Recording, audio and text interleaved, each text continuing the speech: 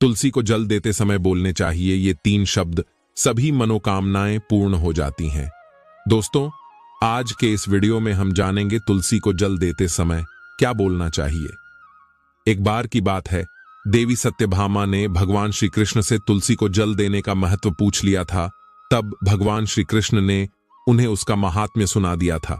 आगे देवी सत्यभामा कहती है, हे स्वामी, आपने मुझे तुलसी को जल देने का महत्व तो बता दिया है, किंतु अब मेरे मन में यह जानने की जिज्ञासा हो रही है कि तुलसी को जल कैसे देना चाहिए, तुलसी को जल देने की सर्वोत्तम विधि कौन सी है तथा तुलसी को जल देने का मंत्र कौन सा है। कृपया आप मुझे इन सभी प्रश्नों का उत्तर दें।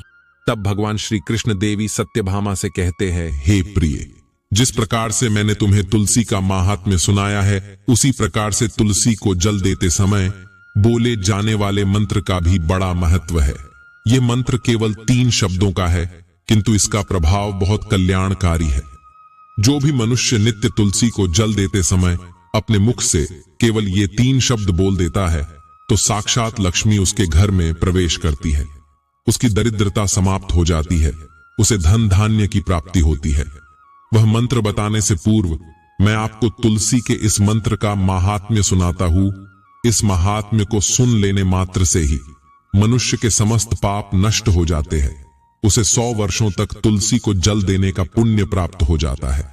देवी सत्यभामा कहती है, हे प्रभु, मैं इस कथा को पूरा अवश्य सुनूंगी। आप मुझे तुलसी के मंत्र का महात्म्य सुनाइए। श्री कृष्ण कहते हैं, दक्षिण में एक अत्यंत शोभायमान नगरी थी। उस नगरी में शर्मा नाम का एक खोटी बुद्धि का ब्राह्मण रहता था। पापियों का तो वह शिरोमणि था। उसका जन्म एक ऐसे ब्राह्मण परिवार में हुआ था जो पाप कर्म करने वाले, शास्त्र ज्ञान से शून्य थे। वह जन्म से तो ब्राह्मण था, किंतु कर्म से वह अत्यंत दुराचारी था। वह न पूजा पाठ करता, न ध्यान करता, न जप, न होम और न ही अतिथियों का सत्कार करता था। उसके द्वार पर आए अतिथियों को बिना दान किए ही क्रूरतापूर्वक भगा देता था। स्त्री लंपट होने के कारण वह सदैव ही पराई स्त्रियों में आसक्त रहता था। वह दिन में खेत में काम करके पत्ते बेचकर जीविका चलाया करता था और रात्रि में वेश्याओं का सेवन करता था। इस प्रकार से उस ब्राह्मण ने अनेक वर्षों तक जीवन व्यतीत किया। फिर एक दिन वह दुर्बुद्धि सुशर्मा बेचने के लिए पत्ते इकट्ठा करने के लिए एक ऋषि की वाटिका में घूमने लगा और पत्ते तोड़ने लगा। तभी एक काल रूपधारी काले सर्प ने उस ब्राह्मण को काट लिया और उसी समय पर उसकी मृत्यु हो गई। उसके बाद 2 यम के दूत उसे लेने के लिए उस स्थान पर प्रकट हुए और उसे उठाकर यमलोक ले जाने लगे। मार्ग में वह यमदूतों के सामने बहुत विलाप करने लगा, हे दूतों, मुझे कहां ले जा रहे हो? मुझे छोड़ दो, मेरे प्राण बख्श दो। किंतु यमदूत उसे यह कहते हुए ले जाने लगे, अरे दुष्ट ब्राह्मण, तेरे पाप कर्मों के कारण तुझे सांप ने काट लिया है। अब यमराज तुझे अवश्य घोर नरक में डाल देंगे। फिर यम के दूत उस ब्राह्मण को लेकर यमलोक पहुंचते हैं और यमराज के सामने खड़े हो जाते हैं।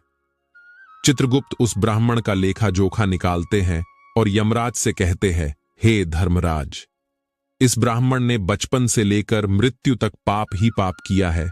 इसने कभी कोई पुण्य का काम नहीं किया है।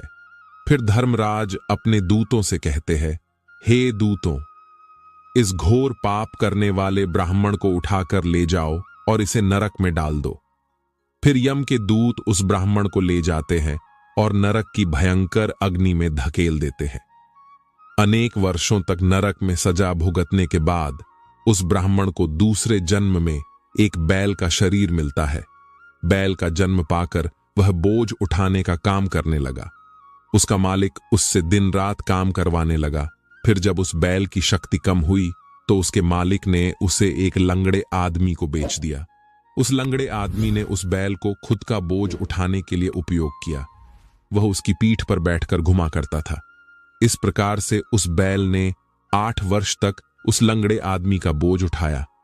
फिर एक दिन वह लंगड़ा आदमी उस बैल की पीठ पर बैठकर किसी ऊंचे पर्वत पर जाने लगता है। उस पर्वत पर बहुत देर तक चढ़ने के कारण वह बैल बहुत थक गया। उसकी शक्ति क्षीण हो गई और कुछ समय बाद वह बैल बहुत जोर से मूर्छित होकर जमीन पर गिर पड़ा और अंतिम सांसें लेने लगा। तभी वहां पर खड़े लोगों को उस बैल पर बड़ी दया आ गई और वे उसके मुख में पानी डालने लगे। फिर उन लोगों में एक पुण्यात्मा व्यक्ति था। उसने उस बैल का कल्याण करने के लिए अपना पुण्य उस बैल को दे दिया। उसे देखकर अन्य लोगों ने भी अपना अपना पुण्य याद करके कुछ पुण्य उस बैल को दे दिया ताकि उसे मुक्ति मिल सके। उसी भीड़ में एक वेश्या भी खड़ी हुई थी। सभी लोग अपना पुण्य उस बैल को दे रहे थे।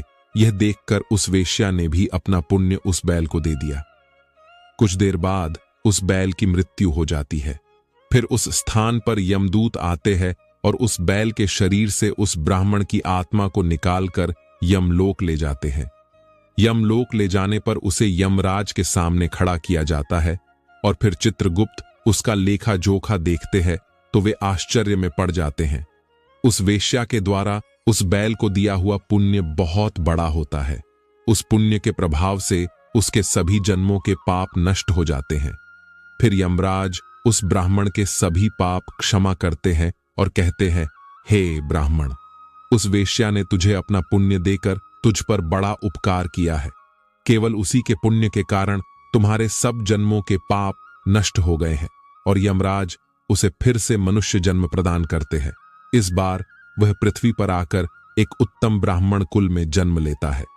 उस महापुण्य के प्रभाव से उसे इस नए जन्म में अपने पूर्व जन्म की बातें याद आने लगती है।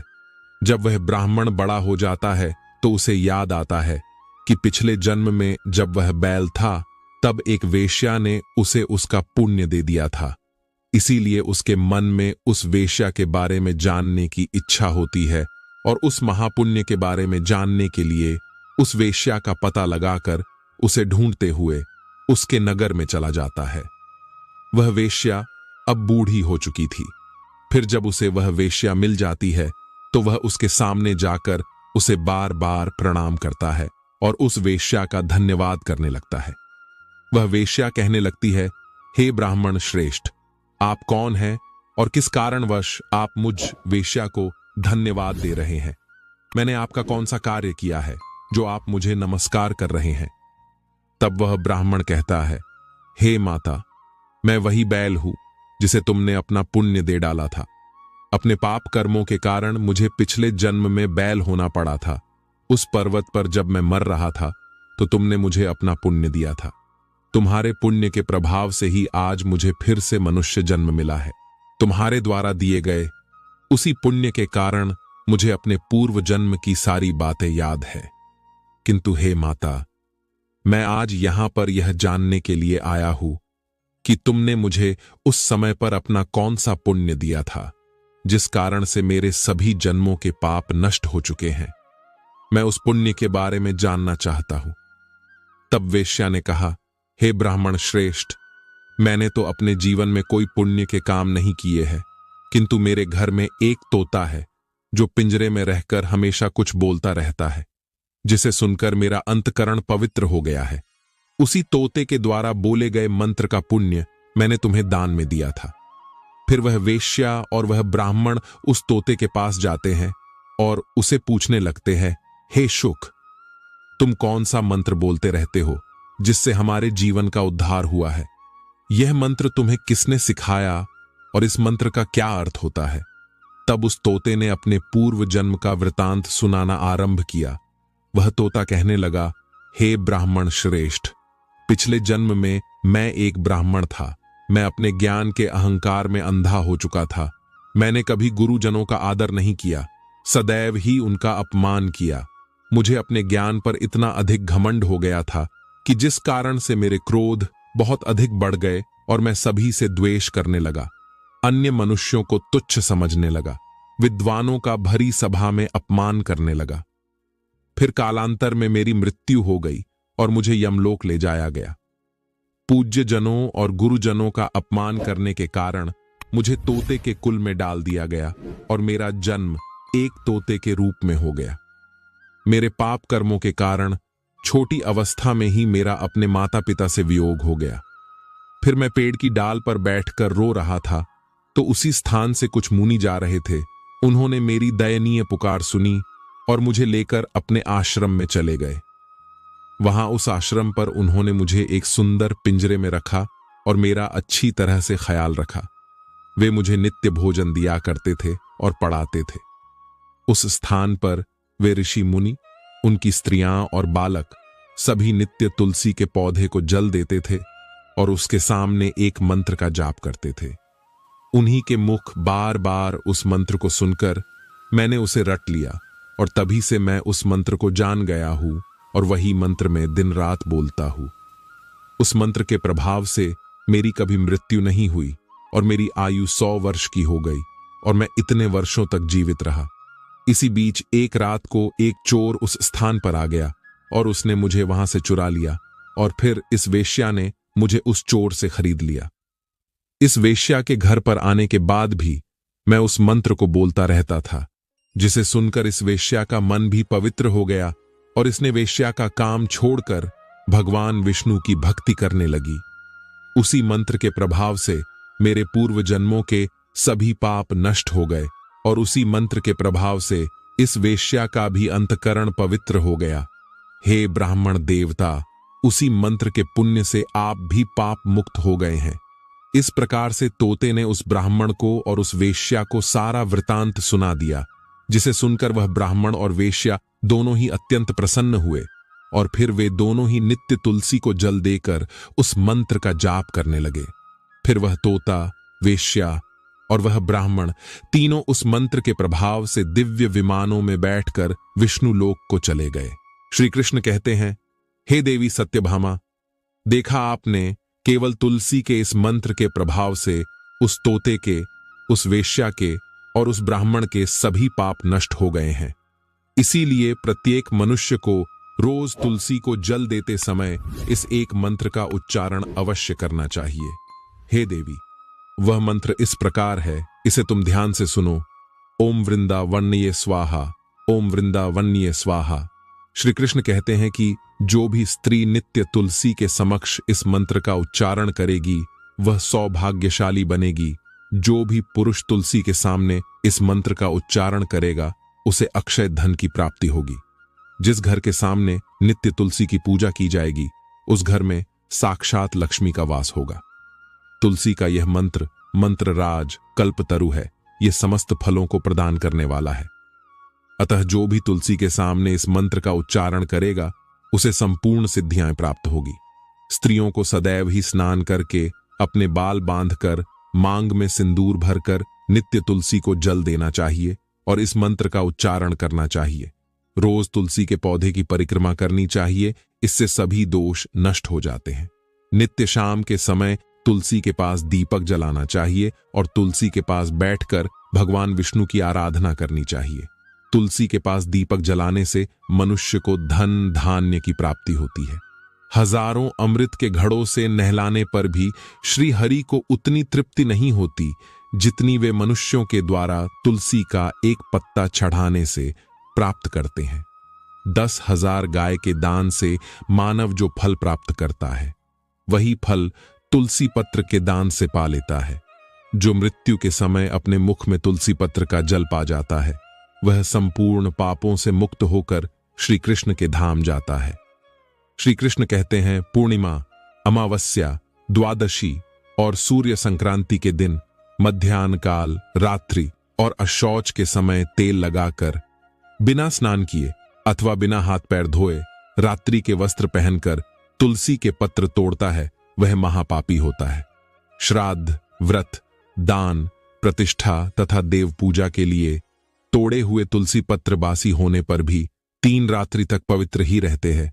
तुलसी का एक एक पत्ता न तोड़कर पत्तियों के साथ अग्रभाग को तोड़ना चाहिए। तुलसी की मंजरी सब फूलों से बढ़कर मानी जाती है। मंजरी तोड़ते समय उसमें पत्तियों का रहना भी आवश्यक माना गया है। पूज्य भाव से पौधे को हिलाए बिना तुलसी के अग्रभाग को तोड़ना चाहिए, इससे पूजा का फल लाख गुना बढ़ जाता है। तुलसी के पत्तों को कभी नाखून से नहीं तोड़ना चाहिए, इससे पाप लगता है। रात्रि में तुलसी के पौधे को स्पर्श न करे अथवा उसके पत्ते न तोड़े, ऐसा करना अशुभ माना गया है। रात्रि में तुलसी का पौधा निद्रा अवस्था में होता है, ऐसे में पत्ते तोड़ने पर पाप ही लगता है। गुरुवार के दिन तुलसी के पौधे में थोड़ा सा कच्चा दूध अर्पित करें। दूध चढ़ाते समय ओम नमो भगवते वासुदेवाय इस मंत्र का जाप अवश्य करना चाहिए। तुलसी के पौधे के पास शालिग्राम रखे और उस पर तिल चढ़ाए। पूजा में तुलसी और शालिग्राम को दूध में भीगी हल्दी का तिलक अवश्य करे। शालिग्राम पर तुलसी पत्र रखकर चंदन लगाना चाहिए। अगर कोई महिला मासिक धर्म से है तो वह तुलसी की पूजा ना करे। मासिक धर्म के दौरान तुलसी को स्पर्श करने से घोर पाप लगता है, इससे स्त्री की दुर्गति होती है। इस प्रकार से भगवान श्री कृष्ण ने देवी सत्यभामा को तुलसी को जल देने के मंत्र का माहात्म्य सुनाया है। ये कथा आपको कैसी लगी? कमेंट करके अवश्य बताएं। धन्यवाद।